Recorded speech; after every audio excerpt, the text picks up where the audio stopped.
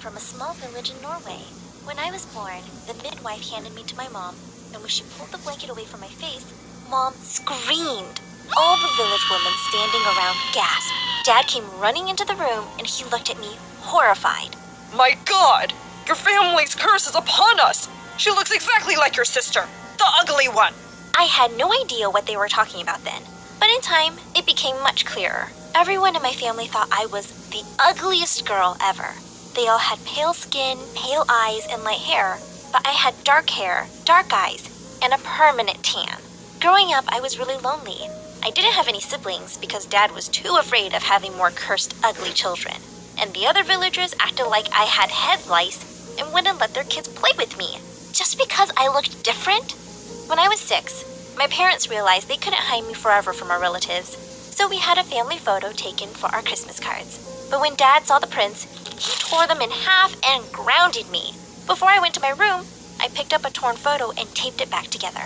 Then I drew devil horns on my parents' heads. There, that looked better.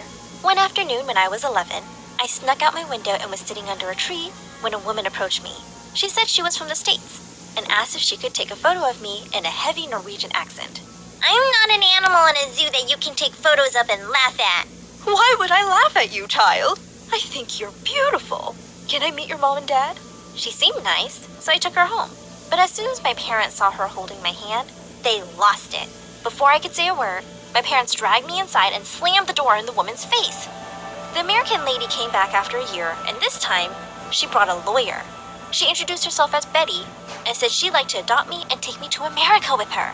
I didn't know where that was exactly, but anywhere out of my stupid room sounded great. I jumped into her arms and said yes. My parents leapt up from their seats and said no. Why can't I? You guys don't even like me. Mom pulled me into a tight hug immediately. Nonsense! You're my flesh and blood, Catherine. Yes, your looks are a burden on my soul, but I could never give you up. Betty took out a thick wad of cash from her purse. Would this help change your mind? And my parents had dashed off to pack my things faster than lightning. By the time we landed in LA, America, it was obvious that Betty actually loved me. She took me out to amazing cafes, shows, and amusement parks. Whenever we'd go out, though, I noticed people giving me strange looks, and I felt sad. So everyone here except Betty thought I was ugly too? She hired a special tutor who made me learn perfect English in less than 3 months. And sometime later, I joined the 8th grade. On my first day of school, I was getting the usual stares, but then something completely unexpected happened. I was surrounded by all these kids, and they were actually saying nice things to me. Love your beautiful tan. I could look into your eyes forever. How about a date this evening? Wow, you look like Princess Jasmine. You want to take off the shoe? Take off the shoe. Was I actually beautiful here? Later that day, a pretty girl I'd seen in my class caught up to me in the corridor. Hey, Catherine, right? I'm going to call you Cat. Welcome to this dumpster of a school. Mine's the best group here, and you can join us because you're pretty. I'm Stella. And next thing I knew, I was hanging out with the most popular girls in school. After being an outcast all my life, it felt good to know that people wanted to be friends with me. But I soon discovered it was hard to keep up with them because we weren't really alike. All they wanted to do was hang out at the mall after school and buy more clothes, shoes, and makeup. I once wanted to go to a bookstore, and they looked at me like I was a freak. One day when I got to school, I found Stella.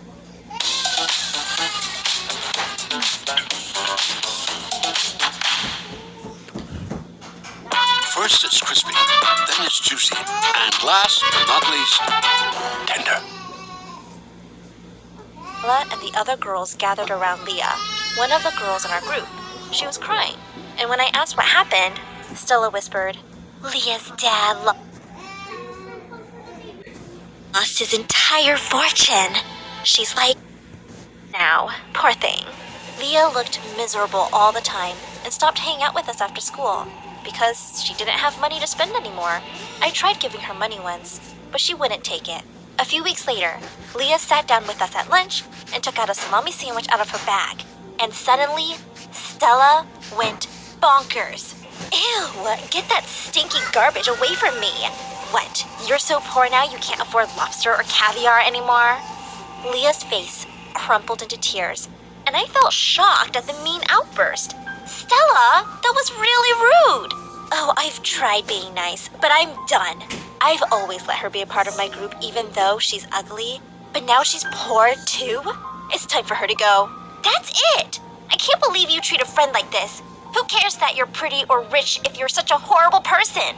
Hey, stupid village girl, watch your mouth. You would be a nobody if I didn't make you a part of my group. I'd rather be a nobody than be somebody like you. Come on, Leah, we're leaving. And with that, I took her hand and we walked away. I could feel Stella's furious glare drilling a hole in my skull, but I didn't care. From that day onwards, Leah and I got really close. We couldn't avoid Stella and her rude comments in class, but we started hanging out in the library during recess, and I'd always get extra lunch for her. Leah started coming over to my place too, and Betty always asked her to stay over for dinner. One day, I was saying goodbye to Leah at our gate when I heard a familiar laugh. OMG, Leah, are you homeless now? Has that Betty lady adopted you too? She seems to have a thing for adopting poor loser kids. What are you even doing here, Stella? Sadly, I just discovered yesterday that I live next to you. I'll have to ask my parents to move to a better neighborhood. That sounds like a great idea. Can't wait. And with that, I walked back inside. It was bad enough seeing her in school. Now it turned out we were neighbors. One night, I was outside playing with my cat when she suddenly leapt over the wall to Stella's place. I climbed over too and thankfully found her soon. I was tiptoeing away when suddenly I heard shouting from inside. I peeked in through a window and what I saw left me shocked. Stella was standing in front of her parents with her head hanging low while they were both taking turns screaming at her. Why are you so stupid, Stella? Just look at your pathetic grades.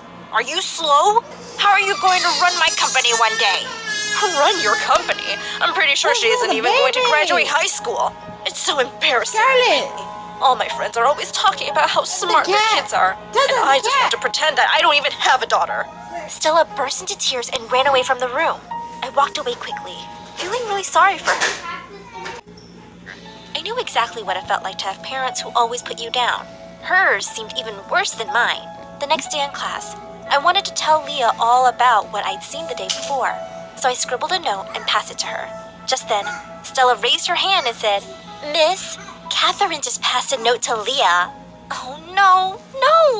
The teacher swooped down on Leah like a hawk. She snatched the note out of Leah's hand, and to my horror, she started reading it out loud. I saw something awful yesterday. Her parents treat her like trash. What is this about? I looked over at Stella, and her face had turned white. "It's nothing, miss. I'm sorry." But just then, Leah rose from her seat. "Oh, I'll tell you all what this is about. The paper doesn't say the name, but Kat was just telling me about how the school princess Stella gets treated by her parents like dirt. Just imagine, she goes around acting like she rules the school, but her own parents hate her." I couldn't believe what Leah had just said. As everyone stared at Stella, the bell rang and she ran out of the room in tears. While everyone walked out whispering, I pulled Leah back. "How could you do that, Leah? I told you a secret and you publicly announced it." Leah looked back at me angrily. "Kat, have you forgotten how she treated me at the worst point in my life? She deserves this. But don't you see? This makes you as cruel as her. That was an awful thing to do, and I'm so disappointed." And with that, I went off to look for Stella. I walked into the girls' bathroom and saw her feet under the door of a stall. "Stella, I know you're in there. Can you please come out and let me apologize?" The door burst open and Stella stared at me with furious eyes. "How dare you snoop around my house and spy on my personal life? And then you just tell everyone? You act like you're the best freaking person on the planet, but you're just a big hypocrite." "Stella, I found out by accident, I promise. And I never meant for everyone to know. I'm really sorry. And we have more in common than I thought. My parents were awful to me too. I know what that feels like." "You know nothing. And you're nothing like me. You're going to pay big for what you did, Catherine." And with that, she pushed me aside and stormed off. I didn't have to wait too long to find out what her payback was. I've been working on a complicated wind turbine model for years for the upcoming science fair. A day before the fair, when I went to the lab, I found my whole model smashed to pieces on the floor. As furious as I felt, I didn't want to give away Stella's name, so I told the science teacher I had no idea who it could have been. But she stormed off to the principal to look into the matter. And it turned out there were security cameras in the lab. As I watched the footage in horror, I could clearly see Stella smashing my model with a baseball bat. She was immediately called in. Stella, You will apologize to Catherine, and then you will pack your stuff from your locker. You are expelled! What? No, please don't do that. My parents will kill me. I'm sorry. You should have thought of that earlier. There is no room for such behavior in my school. Just then, I stepped forward. Ma'am, please don't expel her. Stella's saying she's sorry, and I believe her. She's my friend. We just got mad at each other. Please give her another chance. The principal's face softened, and she decided that she would suspend her for 2 weeks instead. I was so relieved. As we left the office, I turned to Stella. You were mad at me, and you took your revenge. Let's call it truce now and start over. I extended my hand to her, but she just slapped it away. Do you think for 1 second that I'm actually sorry? If I could, I'd smash your project all over again. Stop acting like the freaking angel of Norway. I hate you. You know what, Stella? I think you just hate yourself. And just because your parents are jerks doesn't mean you have to be one. You can choose to be a better person. I didn't see Stella for the next 2 weeks, but she didn't come back after her suspension either. I found out that her parents had decided to send her to some boarding school in Europe, and I never saw her again. Leah truly regretted what she'd done and apologized, and we became friends again. We both graduated from the same university 4 years later. I'm now working as a social worker in an adoption agency.